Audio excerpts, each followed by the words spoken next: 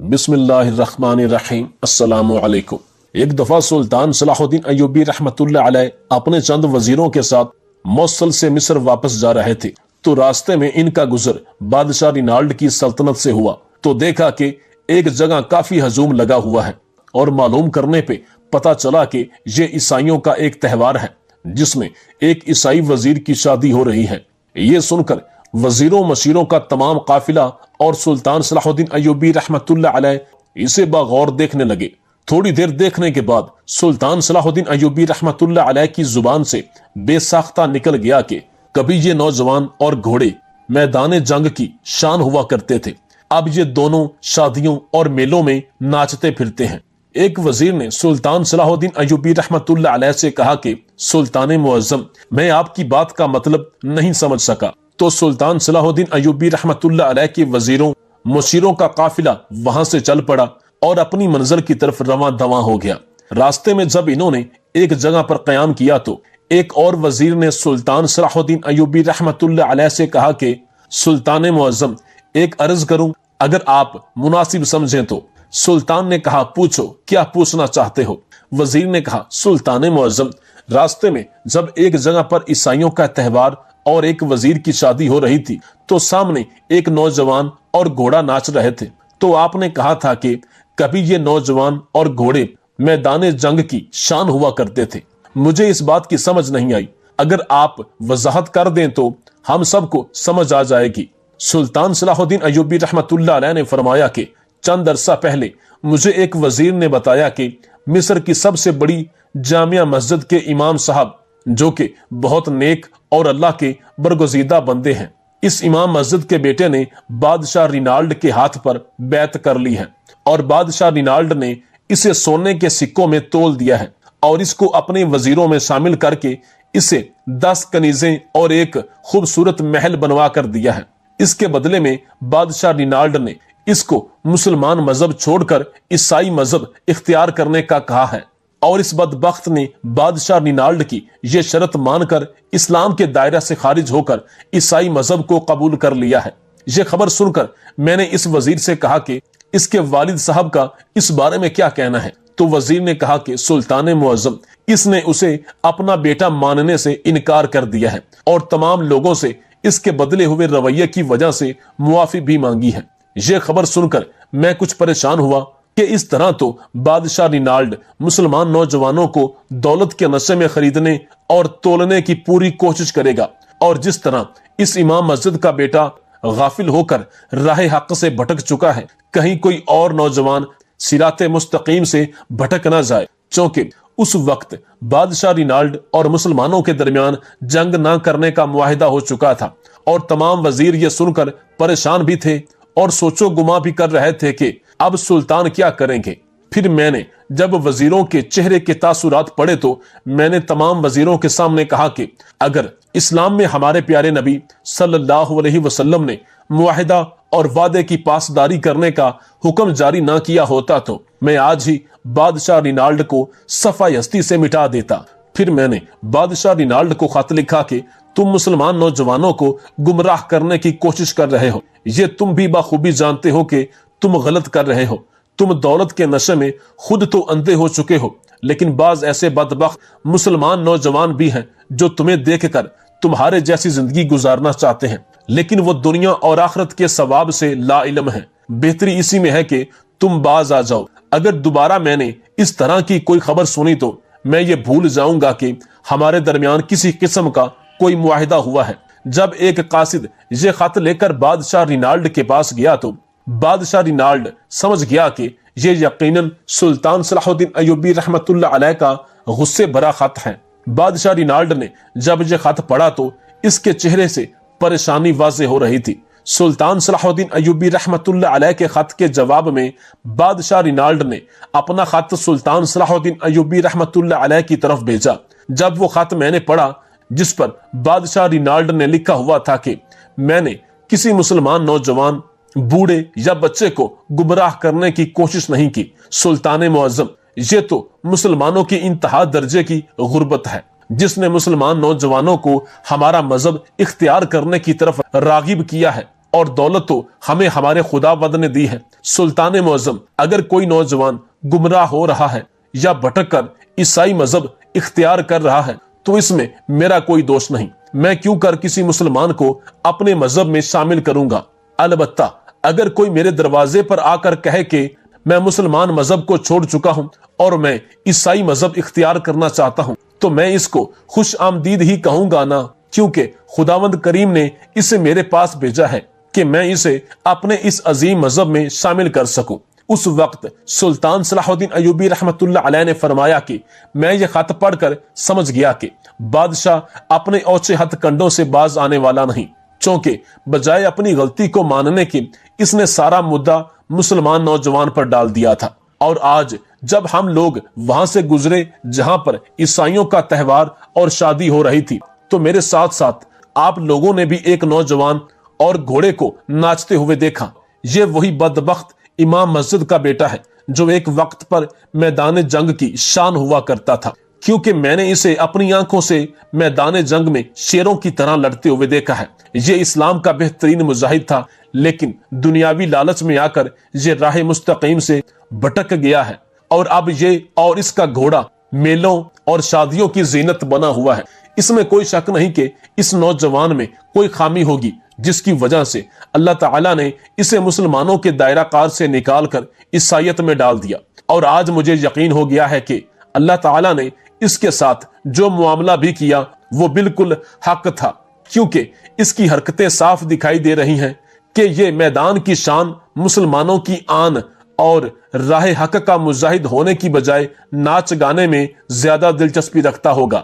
سلطان صلاح الدین ایوبی رحمت اللہ علیہ کی یہ بات سن کر تمام وزیر بڑے حیران ہوئے اور اونچی آواز میں اللہ تعالیٰ سے دعا کرنے لگے کہ یا اللہ، ہم میں جو بھی خامی ہے اسے دور کر دے اور ہمیں اس راہ حق کے مذہب یعنی دائرہ اسلام سے کبھی بھی کسی وجہ سے خارج نہ کرنا۔ ہمارے دلوں کو مضبوط فرما، دنیاوی لالچ، دنیاوی دولت، عیش و عشرت ہمیں کہیں غافل نہ کر دے۔ ہماری مدد فرما، بے شک تو ہی مدد فرمانے والا ہے، اور ہمیں راہ حق پر ہمیشہ قائم دائم رکھنا یہاں تک کہ ہماری جان اسی سفر میں جائے۔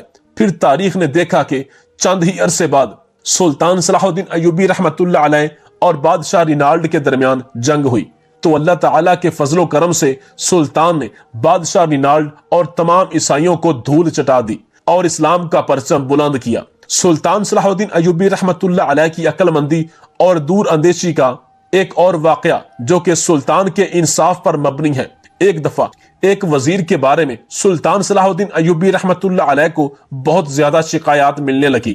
سلطان صلاح الدین ایوبی رحمت اللہ علیہ جانتا تھا یہ سب حاسد لوگوں کا کام ہے، لیکن جب لوگوں کی شکایات حد سے زیادہ بڑھنے لگی تو سلطان صلاح الدین ایوبی رحمت اللہ علیہ نے اپنے اس وزیر کی طرف حکم بھیجا اور کہا، کل صبح میری عدالت میں میرے سامنے حاضر ہونا اور اپنی صفائی میں جو تمہیں کہنا ہے ضرور کہہ سکتے ہو۔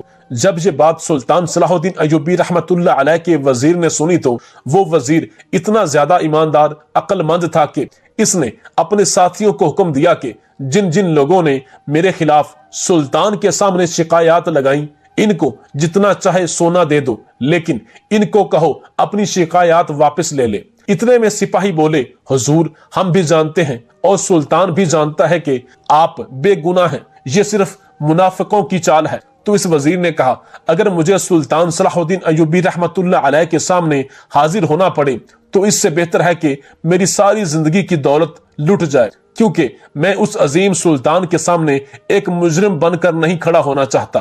جب اس بات کی خبر سلطان صلاح الدین ایوبی رحمت اللہ علیہ تک پہنچی تو سلطان صلاح الدین ایوبی خود اس کے پاس چل کر آئے اور فرمایا، اے وزیر، میں جانتا تھا کہ تو بے گناہ ہے، صرف میں نے اس لیے حکم دیا تاکہ لوگوں کو پتہ چل جائے کہ جس طرح سلطان اپنی رعایا کے بارے میں سوچتا ہے اتنا ہی سلطان اپنے بہادر ساتھی کے بارے میں بھی سوچتے ہیں۔ اس کے بعد سلطان صلاح الدین ایوبی رحمت اللہ علیہ نے اسے حکم دیا کہ اگر دشمن تمہارے خلاف میرے سامنے ثبوت بھی پیش کر دے گا تو میں اس کی بات کو کبھی سچ نہیں مان سکتا، کیونکہ ایک ایسا انسان جس نے ہمیشہ اسلام کی سربلندی کے لیے اپنا تن من دھن لٹا دیا ہو، میں اس پر کس طرح شک کر سکتا ہوں۔ ایک دن سلطان صلاح الدین ایوبی رحمت اللہ علیہ کا یہی بہادر اور رحم دل وزیر اپنے سپاہیوں کے ساتھ ایک گاؤں سے گزر رہا تھا کہ دو بچے وہاں بیٹھ کر رو رہے تھے۔ سلطان کا وزیر اپنے گھوڑے سے اترا اور بچوں کے پاس گیا اور پوچھا، بیٹا تم کیوں رو رہے ہو؟ ان دونوں بچوں نے کہا، حضور ہمارے ساتھ بہت ناانصافی ہوئی ہے۔ سلطان کے وزیر نے پوچھا، بیٹا بتاؤ تو صحیح تمہارے ساتھ کیا ناانصافی ہوئی ہے؟ تو وہ کہنے لگے، حضور ہمارا باپ ایک بہت بڑا تاجر تھا، ہمارے باپ کا نام صوفی سفیان تھا، ہماری ماں ہمارے بچپن ہی میں وفات پا گئی، تو ہم دونوں کی پرورش ہمارا باپ کرتا رہا۔ جب ہمارا باپ بوڑھا ہونے لگا تو اس نے ہمیں کہا کہ میں تمہاری جتنی بھی جمع پونجی ہے وہ قاضی صاحب کے پاس رکھوا کر حج پر جا رہا ہوں، جب تم سمجھدار ہو جانا تو جا کر اس سے لے لینا، اور اگر میں واپس آ گیا تو میں اپنی امانت اس قاضی سے واپس لے لوں گا۔ پھر سلطان کے وزیر نے پوچھا، کیا قاضی صاحب نے تمہارے باپ کی امانت واپس نہیں لوٹائی؟ تو ان دونوں میں سے بڑا بھائی کہنے لگا، حضور جب ہمیں سکوں کی ضرورت ہوئی تو ہم قاضی صاحب کے پاس گئے اور کہا، ہمارے بابا نے جو آپ کے پاس امانت رکھوائی تھی وہ ہمیں واپس کر دیں۔ تو قاضی صاحب نے ہمیں صرف 100 سونے کے سکے نکال کر دیے اور کہا، یہ لے جاؤ، جبکہ ہمارے باپ کی جمع پونجی تو 1000 سونے کے سکے تھی۔ سلطان صلاح الدین ایوبی رحمت اللہ علیہ کا وزیر بڑا حیران ہوا اور ان بچوں سے پوچھا کہ تمہارے باپ نے قاضی صاحب کو کیا زبان دی تھی؟ تو بڑے بھائی نے کہا، میرے بابا نے قاضی صاحب کو کہا تھا کہ جو تمہارا دل کرے میرے بچوں کو وہ رقم دے دینا اور باقی اپنے پاس رکھ لینا۔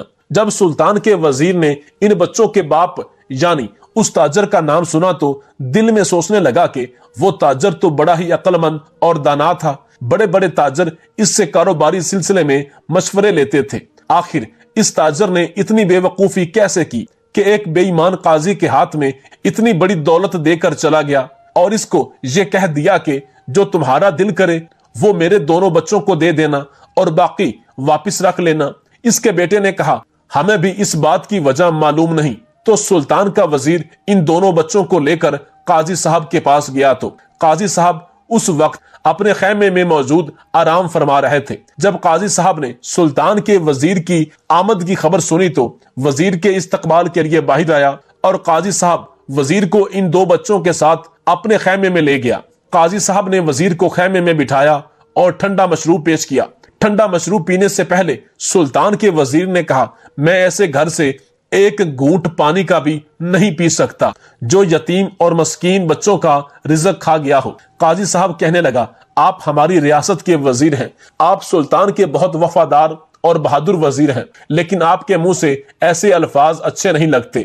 تو اتنے میں سلطان کا وزیر غصے میں آ گیا اور بولا، صوفی سفیان تاجر نے تمہارے پاس اپنی امانت رکھوائی تھی اور کہا تھا کہ اگر میں واپس آ گیا تو میں وہ امانت خود تمہارے ہاتھوں سے واپس لوں گا، اگر میں واپس نہ آیا تو تم میرے بچوں کو دے دینا۔ تو اتنے میں قاضی صاحب بولا، ہاں لیکن اس کے باپ نے یہ بھی کہا تھا کہ جو قاضی صاحب آپ کا دل کرے وہ میرے بچوں کو دے دینا، باقی اپنے پاس رکھ لینا۔ اس لیے میرے دل نے چاہا کہ میں 900 سونے کے سکے اپنے پاس رکھوں اور 100 سکے میں ان کو دے دوں۔ وزیر بھی بڑا حیران و پریشان ہو گیا کہ قاضی صاحب اپنے وعدے کے مطابق تو صحیح چل رہا ہے، لیکن وزیر یہ سمجھ چکا تھا کہ قاضی صاحب بے ایمان ہو گیا ہے۔ جب وزیر نے ساری صورتحال دیکھی، ان دونوں بچوں کو اپنے گھوڑے پر بٹھایا اور سلطان صلاح الدین ایوبی رحمت اللہ علیہ کی عدالت میں لے گیا اور سلطان کو شروع سے لے کر آخر تک ساری صورتحال سے آگاہ کیا تو سلطان صلاح الدین ایوبی رحمت اللہ علیہ نے اسی وقت حکم دیا کہ قاضی صاحب کو بلا کر میری عدالت میں پیش کرو۔ سلطان کے حکم پر اگلی صبح قاضی صاحب عدالت میں پیش ہو گیا۔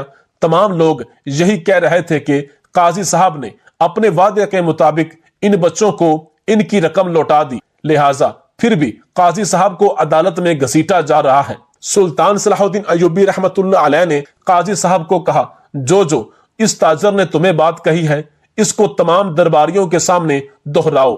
تو قاضی صاحب کہنے لگا، سلطان معظم، جب صوفی سفیان تاجر حج پر جانے لگا تو اس نے مجھے 1000 سونے کے سکوں سے بھری ہوئی تھیلی دی اور کہا، اگر میں واپس آ گیا تو میں امانت تم سے خود واپس لے لوں گا، اور اگر واپس نہ آیا تو جو تمہارا دل کرے तुम मेरे बच्चों को दे देना और बाकी की रकम अपने पास रख लेना।